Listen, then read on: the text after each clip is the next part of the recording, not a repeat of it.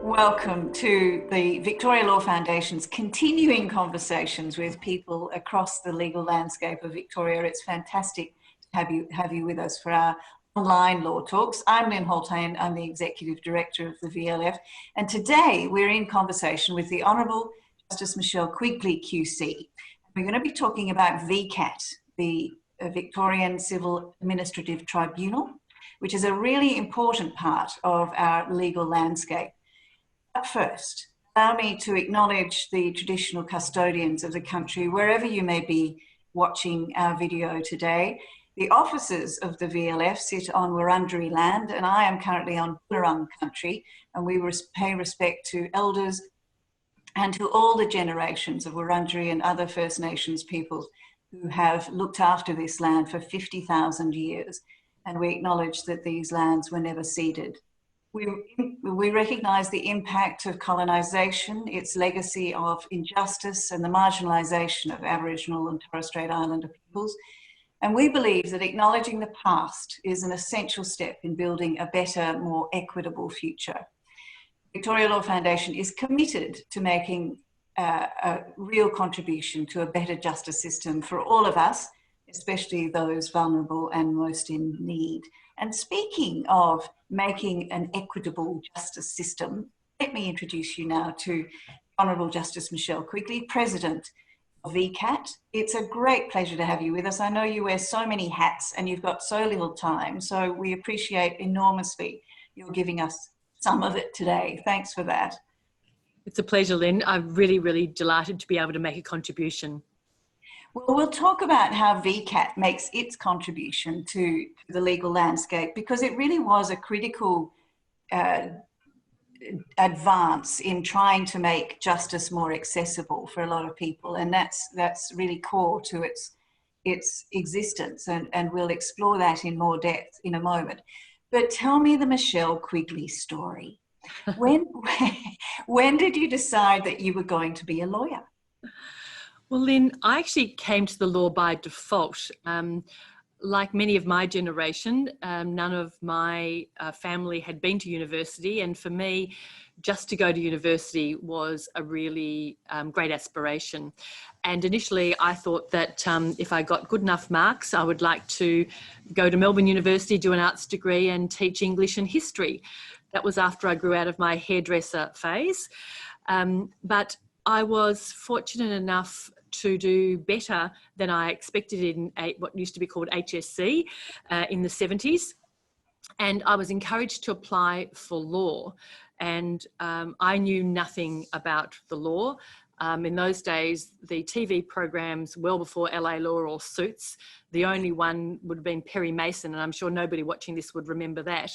Oh, but you must have had Homicide and Matlock Police, Michelle. I mean, they weren't really courtroom sort of ones, so were they? I mean, yes, there were those sorts of ones. I wasn't looking for a job with the police, and certainly there were not a lot of female role models in any of those TV shows back then either. So I started in 1977 and I absolutely loved it at the beginning. But I got a bit distracted after a year or two and ultimately didn't graduate until 1985. I'd like to say that it makes you an better all-round lawyer to have gone the scenic route.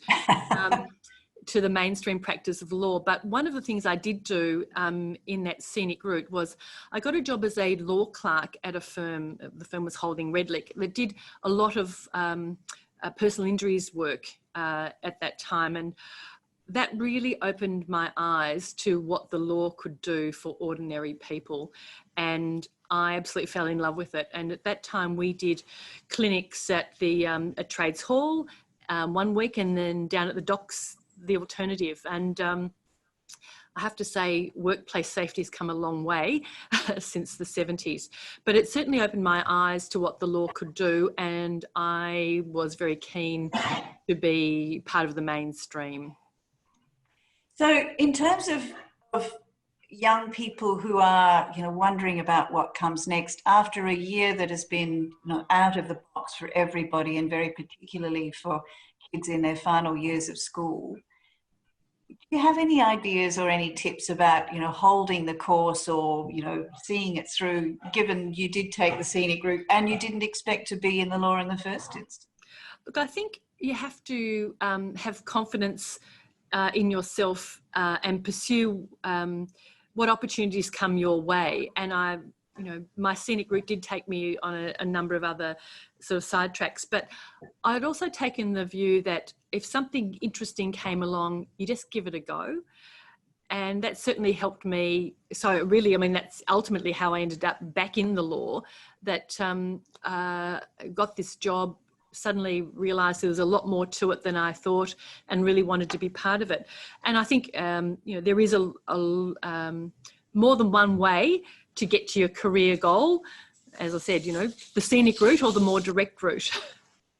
So let's talk about that career path, because you've had a very diverse and very, very impressive career in the law, and as you pointed out, experience in the private profession. Did you graduate and then work in firms after that as well? I actually kept my job as a law clerk and in fact worked in the library for a number of years. So I never quite lost that connection entirely over those middle years. So when I graduated, I remained at Holding Redlich, did a year of articles, then another year. And by that stage, I started to do some other work, industrial law, bit of defamation and some more commercial work. And at that time, that firm was doing a little bit of planning work. And one of the subjects that I had done at university, one of those ones that make up an extra couple of points, was this subject called town planning and local government law. And at the time when I was at Holding Redlich, it was several iterations of the planning system or planning laws ago, and it was the key document was the Melbourne Metropolitan Border Works Ordinance, and it was this very convoluted table type document. And at one stage, as in my first year as a solicitor, the partner came out with the document in his hand and said, "Can anybody read this expletive deleted thing?" And I said, "I think I can." So he threw it at me, and a career in the planning and environment jurisdiction was born. So I started to do more of that work.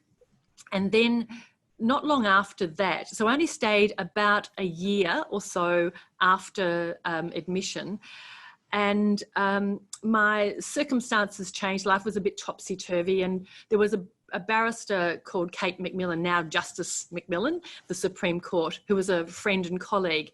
And she said, "Well, why don't you go to the bar?" And I thought, oh my goodness, I don't know that I'm brave enough to do that. But falling back onto my attitude about life, well, give it a go. What's to lose? I did. And, timing is everything or nothing in life. It was the period of time, the recession we had to have. So that's the early 90s? Yeah, so not dissimilar to, circumstances for many young people now. I suppose because I had started to build a bit of a niche in the planning jurisdiction, I was able to get some work, and then when things recovered, so did my career. But it was, again, my attitude of giving everything a go. If that doesn't work out, well, let's look at plan B. But I really loved being a barrister. I didn't realise how much I loved it. And I was there for, from 1988 through to 2017. I took silk in 2002, and that of itself is another story. I certainly didn't contemplate taking silk. I'd been at the bar for about 15 years. And one day one of the few female silks was having coffee with me and said, "No, when are you going to apply for silk?" And I said, "Oh, I don't know that I really want to do that." And she said, "Well, do a draft, I'll settle it, and it has to be in by Friday." So being the very well-behaved person, I did it. She settled it, I sent it in, and lo and behold, Yes, I was very lucky and proud to be one of the six, then the biggest number of females appointed to Silk in 2002, with now Justices Tate, Hollingworth, Sloss and Kennedy and myself. So it wasn't a bad crop. No, that's a very, very tidy collection of very fine women who've all gone on, as you say, to remarkable careers and very high achieving ones. So just to explain for people who perhaps don't understand the terminology, to take Silk means to become a QC or a Queen's Counsel, or in some parlance, Senior Counsel, SC. And you apply for that, but you are selected. So it's a competitive process. And I think, is it the Chief Justice who makes the decisions in the end? And you have to appear for an interview, and it's like, you know, on your very, very best legal behaviour. What's the process like? Does the Chief Justice quiz you on your knowledge of the law, or is it about your ethical position? Or, you know, what's the test to become a QC? It's actually, I think the principles remain the same, but at the time, the current Chief Justice takes it very seriously. She does interview every applicant. There is a detailed written application where you answer a whole lot of questions, talk about your own career. The things that they're looking for is excellence in the law, excellence in terms of reputation, ethical behaviour, and leadership. In the time when I took Silk, it was done entirely on the papers, whereas now the Chief Justice does take a very active role in interviewing. And I think, look, she says that she didn't come from the bar, so she doesn't necessarily know the individuals. And mind you, the longer you are away from the bar or from the mainstream profession in that sense, the less people you do in fact know, and you rely on the reputation. There is consultation with an advisory group that has been chaired, I think, by former Justice Stephen, oh goodness, I've forgotten his name, for a number of years, to provide some more in-depth follow-up of people's capabilities as well. So it's now a much more rigorous process. So maybe I was lucky to sneak through when I did. I don't think luck has anything to do with it, but I'm interested that in all the steps thus far, there have been key women who've said to you, you must give it a go, put your hand up. So there have been some important moments where people have given you, you know, the sort of advice to back yourself, yeah, and to have a shot. So it's certainly a tactic I have very much employed in dealing with those who come after me. Very much, you know, I want that application in by this Thursday, and you will apply for Silk, or you will apply for that job. So it, you know, obviously worked on me. I keep thinking it must work on others, and so far it has. Good, excellent. Well, I think it's a very fine tactic. So just to continue the trajectory. You have become a Queen's Counsel, and you are a very highly regarded barrister. And then you get the tap on the shoulder, we'd like you to become a judge. So tell us about that story. That certainly is a conversation when the phone rang and the attorney was on the phone. I think one of the things for female Silks, it's a real dilemma, because it's such a hard slog to get there and be there and establish your career. And over the last decade or so, where many more women have been appointed, it certainly has sort of taken away from the senior ranks of the bar, because one would think that the talent is then taken across to the bench. And so I was it was very tumultuous for me. I loved being at the bar. I loved the work I was doing. Getting fabulous work. And I was on Bar Council. I was head of the Equality and Diversity Committee. I was involved in a range of things. I was also the chair of the Geelong Performing Arts Centre. I had lots of things going on. So really it was a decision that if you took that step, you were really leaving all of that aside. You had to let go of all of that and take on a new task. And again, I thought, well, I'll give it a go. Yeah. See what happens if I'm no good at it, or that, you know, I hate it. It's not unknown for judges to change their mind. But it is quite different. And I think every judge you talk to, there'll be some similarities as to the dilemma about taking that next step. And it is an absolute privilege to serve in a role as a Supreme Court judge, and also to do the sort of work that we get to do, an absolute privilege. It's also really difficult and tough. It's quite isolating. You have to be very careful about, you know, how you lead your life. And there's great expectations, I think, that we do set the standard that that we all hope that that the rest of the community aspires both for themselves and for us. So, and when you start as a judge, it's a little bit like being a junior barrister all over again, because every case you get, the area of the law might not necessarily be one that you're overly familiar. And it's certainly when you're sitting on this side of the bench, your view of the courtroom and what you think ought to be done, and sort of keeping your mouth shut sometimes is a little bit of a challenge. And you think, oh, no, you shouldn't have done that. You should have done this. And no, you just got to just stay stum. And doing written judgments, because I sit in the trial division of the Supreme Court, mainly in judicial review matters.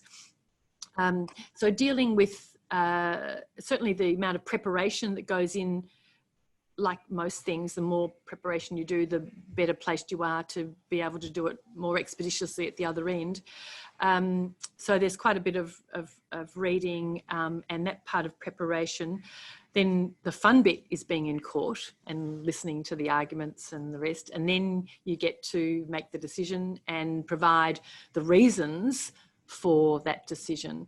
I've always thought of myself as having pretty good writing skills. So, you know, English and history being my particular passions at school. And if I wasn't going to be a teacher, maybe I was going to write the great Australian novel. I've done neither of those. So I find the writing itself easy. Putting together the analysis is sometimes challenging. If you have good people appearing before you and they're really organised, your job is so much easier. If you have to try and sort it all out for yourself, it takes a lot longer. And sometimes you think, well, maybe you need to be a little bit more pushy in getting to what the real point is. If you have good members of council or solicitors before you who have put together not too long-winded and straight to the point arguments supported by the appropriate authority, then your life is a lot easier. You can see today I've got a Supreme Court background behind me because over this last week I've sat on a number of Supreme Court matters, but my other role is as the president of the tribunal. And so in this virtual world, whilst I might be sitting in the same location, depending on the backdrop, I'm either a VCAT president or a Supreme Court trial judge, one or the other. Well, let's talk about that transition too, because VCAT or the Victorian Civil and Administrative Tribunal, as you mentioned, is a really remarkable institution. It's been called a super tribunal. And it is always headed up by a Supreme Court judge, and you are invited to take on this additional or separate role. So in terms of the balance of your life, how much time is spent at VCAT and how much time at the Supreme Court? Look, it varies quite a lot. In my first year, I probably didn't spend too much time at the Supreme Court. I tried to do some matters because, you know, there you're just being a trial judge. You can just concentrate on the case and writing the decision, and that's the sort of the core work of the judge. As the president of VCAT, I have the responsibility for the administration and governance of the tribunal, and we have over 250 members of staff and over 200 members. So together with my CEO, we're responsible for keeping the place running. And the sort of matters I get to hear at VCAT tend to be, there are some that require a judge, a judicial member to hear. There are some which the different divisions ask me to hear because it's either the first time something might be tested or a new question that's unique. There might be they're very difficult parties and they think that they'll behave better if they're before the judge. Contempt matters, some of the complex FOI matters, again, because they can be quite political. It is the preference is for either myself as the president, and we have the vice president or presidents. We have number county court judges, so it'll either be myself or the county court judges that deal with those sorts of matters. So it can vary enormously. At the moment, I think I've done in this last couple of weeks a contempt matter, and I've provided some input into some matters, directions for matters that will be next year. And I've sat on 3 or 4 Supreme Court matters in the last sort of month. But as I say to my associates and to my staff, no 2 days are ever alike, no 2 weeks are ever alike. I have recently had a new associate start, and he said to me after the first week, "You're right in what you said." So let's talk a little bit about VCAT and how it's structured, because there are a number of lists. And as you pointed out, there are 200 or so members, and the members are generally the people who make the determinations and who hear the matters that come before VCAT. But this is where all your diverse experience and your planning experience in particular sort of comes home to roost, doesn't it? Because it has, you know, a very significant planning list, but a number of other responsibilities as well. What else is captured in the broad sweep of VCAT? Well, I think when the tribunal was first created in 1988, it brought together some 15 different boards and tribunals in what it was effectively was expected to be a one-stop shop. And so I think in part that's where the term super tribunal was first coined. I think we're pretty super anyway, but the purpose was to make it easier for Victorians to have their disputes resolved in the one location. And so initially there were 2 divisions, administrative and civil, but now we have 5 divisions. We have the Planning and Environment Division, we have the Administrative Division, which deals with review and regulation, FOIs and disciplinary matters, law, legal practice and all of those sorts of things. We have Civil, which is the general civil disputes, mainly their consumer litigation. And we have the Human Rights Division, which is guardianship and predominantly, and other human rights matters. And we have residential tenancies. Most people would know the tribunal because of our planning jurisdiction. It certainly is the area that probably gets the most media coverage. There are about 2,500 of those cases a year. But by and large, our busiest part of the tribunal is residential tenancies, where there's over 60,000 applications a year. And the others fill in the gaps along the way. Guardianship is also really busy, and they're probably probably up of 10,000 of those a year for various reasons, but the numbers kept on them are a little bit different, because once a guardianship application is made and an order is made, those files become live for the rest of that person's either life or time that they're the guardianship sustains. Yeah. Yes. So yes, it's very, as you can see, very, very diverse. So you could have a building and property matter in the civil division. We have all of the domestic building legislation that falls within us. So that includes not just domestic dwellings, normal houses, but also apartments, so multi-storey apartments, particularly those that are affected by cladding. They also fall within our jurisdiction because those dwellings are domestic dwellings, even though it might look like a commercial building. So those cases can have many parties and involve many millions of dollars, similar to the planning division. And on the other end, we might have a dispute about a dry cleaning of a wedding dress of a couple of $1,000, and almost everything in between. So it's incredibly diverse.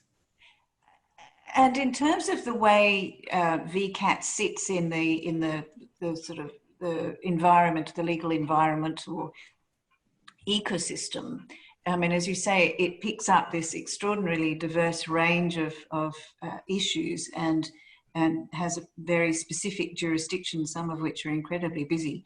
But I suppose people would see, if you were to be frank about it, the Supreme Court at the very top and maybe VCAT at the base, where most people, in fact, if they're going to have anything to do with the formal justice system and have to show up and appear before a judge or a member, would have their contact with VCAT rather than any other court.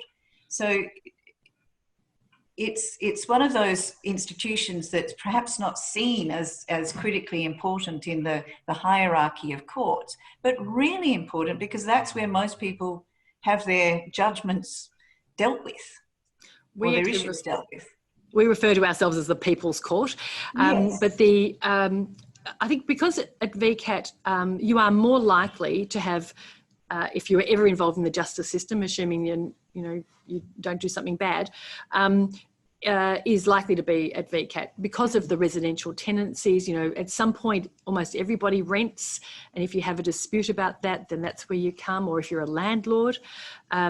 In the civil disputes, if you have a dispute about, tradesmen or a dry cleaning accident or whatever, in our review and regulation area, so many professions, both their ability, their registration or the disciplinary jurisdiction sits with us. So dentists, engineers, paramedics, the medical profession, the legal profession.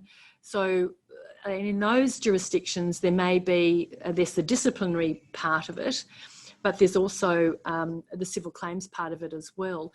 So as a professional or somebody who has interacted with a professional that hasn't done the right thing, you may end up being involved there. For some people, access to documents, an FOI application that's refused, it's probably as much used, I suppose, as a tool by the media than it is by individuals, but it is also a very useful tool for individuals who need access to documents as well. In the planning and environment list, well, it may be there's a development in next door to you or down the street that affects you, or that you, something that you're doing that ends up being refused, and you have to head off to VCAT. And as a consequence, there are so many possibilities of routes that end up here. And in fact, I don't think there's been a year gone past where we don't get more jurisdiction. I keep saying there was a report last year about fencing disputes or tree disputes, I can't remember which. And the suggestion was that those disputes be removed from the Magistrates Court and come to VCAT. And the first thing I said to the Attorney General when I met with her next, please, please no more. But they thought we were perfectly placed to take on that jurisdiction because we're accessible, we're efficient, we're low cost, and we have developed expertise in both alternative dispute resolution, and also our tribunal is made up predominantly of lawyers as the members, but we also have specialists as well. So in the planning jurisdiction, some of our members are architects, engineers,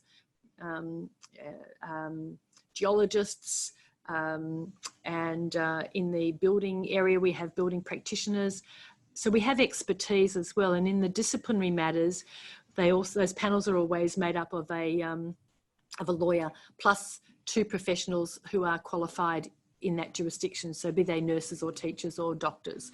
So we're actually we are in fact very well placed to be able to deal with civil disputes efficiently and effectively.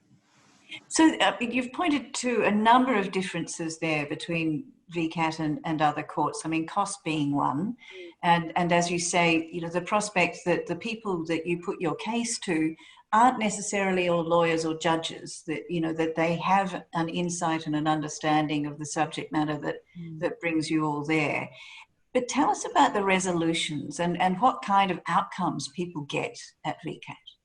Well, I think one of the differences, the key differences about VCAT versus the courts is you don't need a lawyer to represent you here. And many times people are represented by lawyers, but they're whilst you also can represent yourself in the superior jurisdictions as well, most people wouldn't. They would seek the expert advice. But we have an obligation at the tribunal to be accessible, and so our legislation is, I suppose, biased against the use of lawyers. So, and in some of the jurisdiction, some of them, you actually need to seek leave to be represented by a lawyer. Number of the areas it happens as a matter of course, but in an attempt to make it accessible and low cost, that is the aim. But one of the key similarities between us and the courts is that the orders that we make are legally binding and enforceable. So whilst the process might be less formal, and you may have people hearing the matter with expertise rather than in addition to or with other expertise other than law, the decision-making process ultimately leads to an order like in the courts, and that's enforceable just like any court order is. So when you talk about the dispute resolution capacity that VCAT has, how does that part work? Depending on on which division or list you're in, and this is in the pre-COVID environment, we have an aspiration to be alternative dispute resolution first, rather than a formal hearing as such. And in civil claims, they might be dealt with on our fast track mediation process, where there's an attempt to mediate. If the matter doesn't settle, then that afternoon a member will actually make a determination. In planning, there'll be, and in most of the other more complex matters, there'll be we call a compulsory conference or a mediation in an attempt to try and settle the matter, or at least reduce the issues in a more informal setting. And again, if it doesn't settle, there'll be a formal hearing. It looks and feels a bit like a court, but often, say in guardianship, for example, depending on how fractious the situation is, and that's an estimation that the member has to make, sometimes the hearing will be just around a big table, very informal. Other times, the need for greater formality, we would use rooms where a more formal bench like a court might actually occur. And of course, there are rules about how to behave and who speaks first and all the rest of it. But overwhelmingly, the aim of the tribunal, and this is written into the legislation, is that we need to we hear matters as expeditiously as possible, bearing in mind, whilst the rules of evidence don't apply, the rules of natural justice do. And so everyone's entitled to a fair hearing. That's not a open-ended hearing, a fair hearing, and with enough time for parties to present their case, but also being managed by the tribunal member to ensure that justice is served. So Some matters, depending on what they are, you will get a decision on the spot. So in residential tenancies, that's usually the case. Yes, you owe that money. No, you don't. Yes, you have to fix that. No, you don't. In civil claims, it might be a matter of the proofs, and a decision can be made. Yes, Ms. Holtain, you owe X, $5.50. Or in planning matters, sometimes there might be a decision on the spot. Most commonly, though, they're a written decision, and that written decision usually is handed down between 4 and 6 weeks after the hearing. In building and in planning, quite often the tribunal member or members need to go on a site inspection. So that isn't always, that's another step that needs to be factored in as well. So that sometimes creates a little delay, and certainly in the COVID period, that certainly has created delays. So there's no jury, and generally also VCAT, the default position is each party bear their own costs, whereas in the courts, the rule is costs, what they call costs follow the event. So the winner gets their costs unless there's some extraordinary circumstances. For us, the VCAT Act provides that parties will pay their own costs unless there is some circumstances that are set out in the legislation that might move from that, that starting point.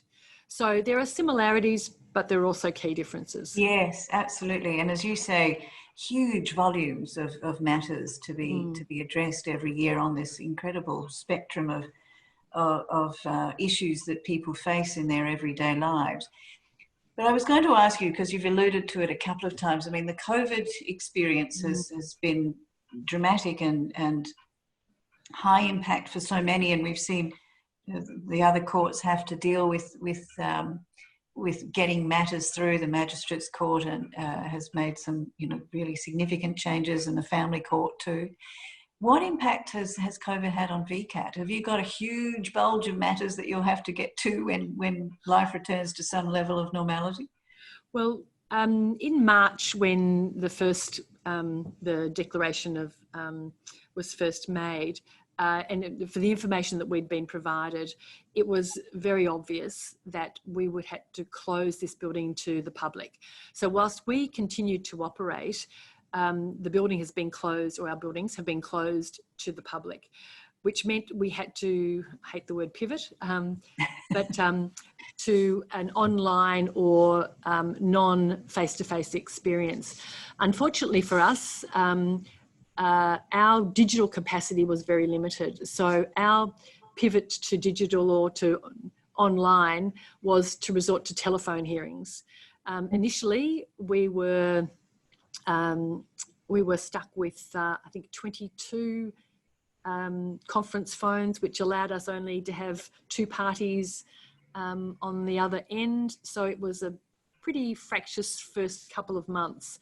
And so what we did, we adjourned everything that was that was scheduled to be heard for a period of 2 months, other than the really urgent matters. And so they, at that time, were residential tenancy evictions, and matters relating to safety and guardianship. So the things that the most vulnerable. And so we only heard those, plus urgent injunctions or stay applications in all of the other divisions. Over the next couple of months, we were able to gradually learn how to use Zoom and other online facilities, although our systems are paper-based and manual and rely on people. So throughout the period of time, we had still a substantial number of people in our building, but working on the team A, team B, so that we were COVID safe. And gradually, and fortunately, the state government found $5.2 million to invest in the first part of digitisation, directed at our planning list, because we had identified that we had $6.2 billion worth of development sitting in our books that wasn't going anywhere if we couldn't get things moving. So in a mammoth 12-week exercise, we were able to substantially get an online filing system up and running in a system we call Felix, the cat. And we need significant more investment to roll that out over the tribunal, but it certainly showed that what was possible and has been very, very successful. And in the planning division, whilst there was a fair bit of resistance early, there were a number of people saying, oh, we can't possibly have a hearing that isn't in person. When the writing was on the wall that there would be no face-to-face hearings probably until, you know, middle of next year, people came around and realised that was the only way. And we had some very substantial hearings. We had multi-part, I mean, we had a big abalone case, we had a big redevelopment of the ABC studios at Elstonwick, which involved many parties sitting in from different locations. The abalone case was down Warrnambool Way, and we were able to make them work. Yeah. And those decisions were made and delivered. So it's been a very steep learning curve. It was really, I must say, the day that I had to make the decision to close the building to the public was the hardest decision that I have ever made, because I knew the implications for so many litigants and for our staff and members, because we just did not know what the future was going to bring. But very quickly were able to get the tribunal up and running. It has been far from seamless and far from painful, and I would not like to do it all again, and I am looking forward to some face-to-face hearings. But that said, there are a lot of positives that have come out of the experience, negatives as well, but we did have an ability at the tribunal to make decisions on the papers, but the provision previously, prior to COVID, provided that only if the parties agreed, and of course if someone was being difficult, they would never agree, and there was nothing we can do about it. As part of the COVID emergency legislation, that provision was changed so that it became only if someone objected, and in the current form it is if we determine, as in the tribunal determines it's appropriate, then a decision can be made on the papers. So in one part of our tribunal, the owners corporation area, where we would be doing sort of 400 fee recovery applications. So that's where someone doesn't pay their body corporate fees and the body corporate can't get on and pay their insurance and do all of those things. We now do about 400 or 600 of those a month on the papers. Wow. So do you think that'll stick? Absolutely. Yeah. It is so much more efficient. It's much better. It's less costly for parties. It is effectively a matter of, in so many ways, we've had to change the practice directions or the methodology we do things. In the middle of this, we had been working on our website, and a new website launched in July, much more user-friendly. So I encourage anybody to have a look at the website. It's got lots of really great information. And of course, that has become the way in which we communicate externally. We also, for the first time, opened a Twitter account. So we're able to get information out to the public through those media. But it's been a steep learning curve, and there are a number of those ways we do. For example, I don't believe that we will do directions hearings, for example, face-to-face. I think they'll be done online or by telephone, and we will be reserving the real hearing time for those matters that really require it. Yes. And ultimately, and there are certainly places in the world where this occurs, all of the hearings are done virtually. Now, whether we ever get to that point or not, probably not in my lifetime, but, you know, we have moved enormously in this last 8 or 9 months. So I think that there have been so many developments that we never imagined would happen in our lifetimes, and suddenly we're dealing with them, you know, very, very comfortably. So, you know, we can't ever say never. But you mentioned the website, and it certainly is, you know, looking much fresher than it used to. So congratulations to you and the team for that. And it's a great resource, as you point out. Are there other resources or other or specific bits of the website that you might point students to find out more about how VCAT works? I think there are obviously some general parts of the website, but if you were looking, and I'm not too sure in the course whether you might use case studies relating to particular fact situations, but in that case you need to drill down into the website as to the particular divisions, because there are some differences about how things are done. More use of on the papers, for example, or automatic directions hearings or compulsory conferences in some matters. Others, it will be more amenable to the fast track mediation process. So looking at the website and looking at the particular lists or divisions give you greater insight as to the differences. And I think that is probably the sort of the best resource that I think as a student you might look to. There are, I think that the only other place I would say, if you were looking to other examples, and I'm sure the students are well aware of the AustLII website, where the tribunal or the tribunal's decisions are uploaded there, including the ones that are otherwise anonymised. So in some of the guardianship human rights matters where regularly they're anonymised. I think, for example, I'm fairly sure the first voluntary assisted dying matter is up there. So in terms of seeing how the decisions are written, what are the key issues, how they're put together across the different divisions, you can look at the Victorian Civil Administrative Tribunal cases, put in guardianship or other keywords and pull up some cases about that. And I think that's all of our written decisions are all uploaded there.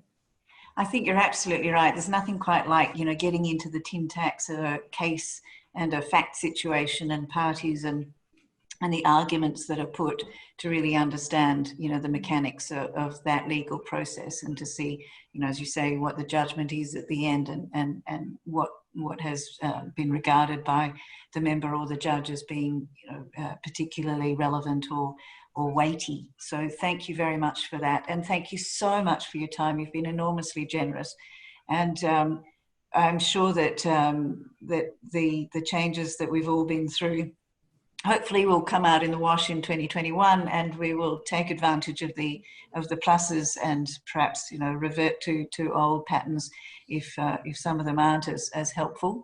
But it's been a great pleasure talking to you, and once again, thanks for your time.